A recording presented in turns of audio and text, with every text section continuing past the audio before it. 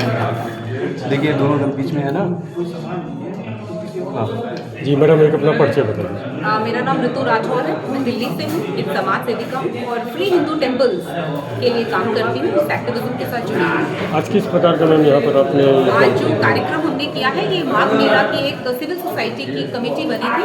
उसमें हम लोगों ने जो माघ मेला पे 18 जनवरी 2026 में शंकराचार्य जी को रोका गया, उसमें हम लोगों ने अपनी एक जांच कमेटी बिठा के जांच रिपोर्ट हम आज रिलीज कर रहे हैं कि क्या हुआ था उस दिन, किसकी गलती रही, क्या होना चाहिए।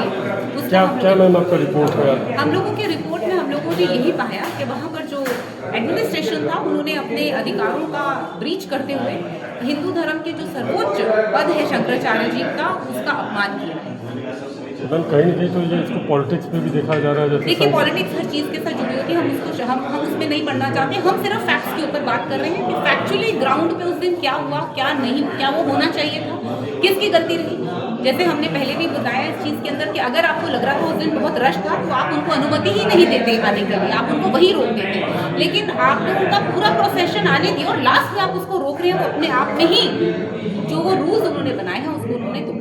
जो इलाहाबाद के सीपी, उनका उस समय ये बयान आया था कि शंकराचार्य को कोई भी अनुमति नहीं मिली थी, वो जबरदस्ती। नहीं, हम लोगों ने पूरे पेपर्स की जांच करी है और हमारी रिपोर्ट में वो पेपर्स लगे भी हैं, जहाँ पर उन लोगों को पूरी अनुमति व्हाट्सएप के थ्रू मिली हुई है। शंकराचार्य तो आक्षेप लगा रहे थे कि मुख्यमंत्री योगी आदित्यनाथ जी के कहने पर हमको रोका गया। देखिए, वो शंकराचार्य जी उसके बारे में ज़्यादा बता पाएंगे कि उन्होंने ऐसा क्यों किया। हम लोगों का उस विषय पे बात करने का वो नहीं है, क्योंकि हम वो सब एक कॉन्स्पिरेसीज है, हमारे पास उसका कुछ एविडेंस नहीं है। हमारे पास जो एविडेंस हमें मिला, हमने उस एविडेंस बेस्ड के ऊपर ये कमेटी की रिपोर्ट लगाई है। बल्कि हमारी तो माननीय मुख्यमंत्री योगी जी से यही प्रार्थना रहेगी कि वो इस विषय को खत्म करें और शंकराचार्य जी का जो मान सम्मान है उसको वापस लौटाएं।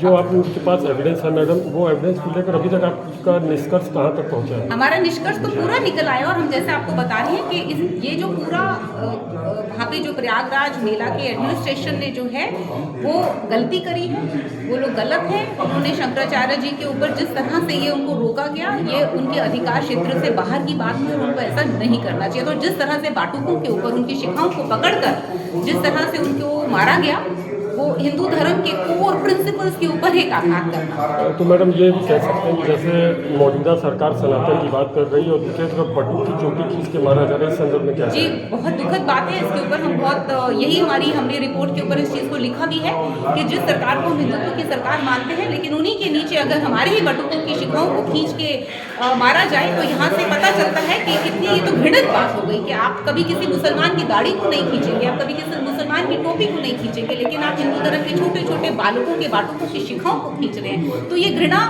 जब ये जो हुआ कृत्य, तो इसके अगेंस्ट क्या सरकार ने कोई एक्शन लिया? इसी के अगेंस्ट ना तो कोई कमेटी जांच रिपोर्ट लिखाई गई, ना ही उस पुलिस अधिकारी के अगेंस्ट कुछ किया गया। तो ये हम सब लोगों ने अपनी रिपोर्ट के अंदर लिखा। और मौजूदा सरकार से आप क्या मांग करते हैं? हमारी मांग यही है कि शंकराचार्य जी को उनका मान सम्मान लौटाया जाए और जो भी अधिकारी जिन्होंने ये कृत्य किया है उसके उनके अगेंस्ट एक्शन लिया जाए। धन्यवाद। Thank you.